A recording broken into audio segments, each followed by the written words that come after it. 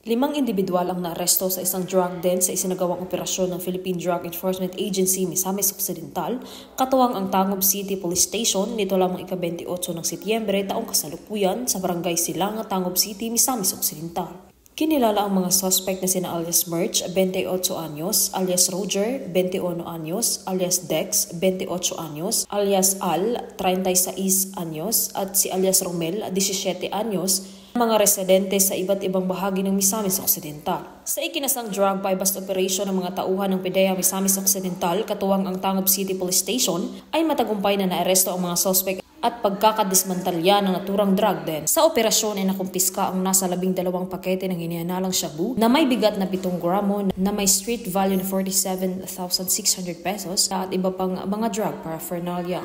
Ang mga suspect ay naharap sa kasong paglabag sa RA 9165 o Comprehensive Dangerous Drugs Act of 2002. Ang public ay makakasiguro na ang buong persa ng PDEA ay magpapatupad ng Republic Act 9165 o otherwise known as the Comprehensive Dangerous Drug Act of 2002. Patuloy ang iba't ibang ahensya ng pamahalaan sa Hilagang Mindanao na nagtutulungan sa paglaban kontra illegal na droga upang mapanatiling payapa at ligtas ang mga nasasakupang mga komunidad.